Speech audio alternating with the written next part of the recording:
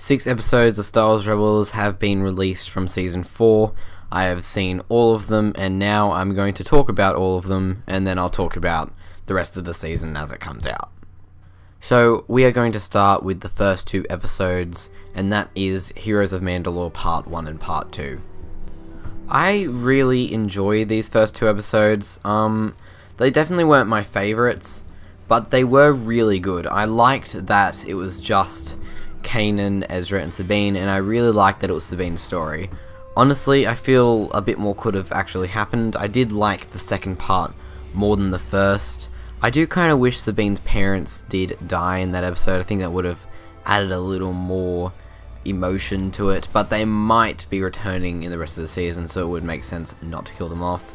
I feel it was a pretty good, ending to the Mandalorian story, but I do feel they'll have to go back and see what's going on, because it wasn't that conclusive.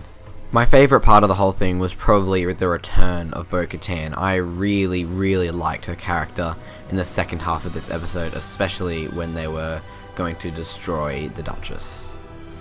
We then have In the Name of the Rebellion Part 1 and Part 2, and these two have been my favourite episodes so far. Saw Gerrera has returned once again, and I really enjoy his character in this season.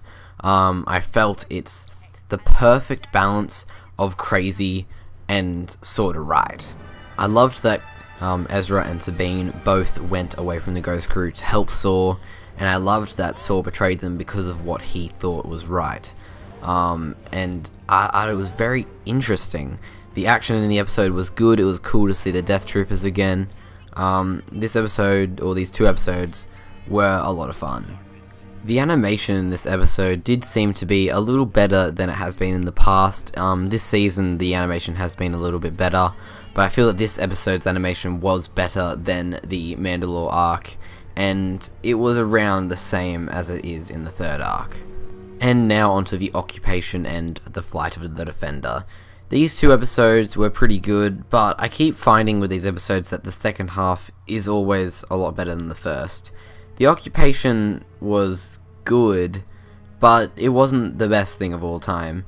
It was really cool to see the Ghost Crew back together again and actually fighting as a group and as a crew. We've been seeing them always be split up. For example, in The Name of the Rebellion, Sabine and Ezra went down onto the platform alone and the rest of them were in the ship. That sort of thing is normally what happens with someone being in the ship, but this time we finally got to see all of them on the ground fighting together. I do really hope we see more of this in this season, because it's all about this season ending being the last one, and it's really something that they should explore a bit more. One thing that's been annoying me this season is the amount of callbacks. I know Filoni wants all of the so-called filler episodes to just kind of have a meaning and a purpose, but they really are trying to shove this stuff in our face. If it was subtle, then I don't think I'd mind, but they really try to shove it in your face, and it's stupid. Jai returning from the Breaking Ranks episode was okay. It wasn't really necessary since his character hasn't done much yet, but they are staying on the Thal for a bit now, so his character might have some sort of meaning. They went through those caves, or those tunnels that they went through with Gold Travis. That, I don't know, that sort of thing sort of annoys me, because it's like, why? But it does make sense to the story, because they're going through the same sewers.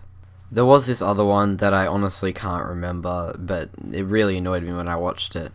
I honestly can't find it, so maybe it doesn't exist, but I feel like this season needs to kind of cool its jets when it comes to referencing Season 1.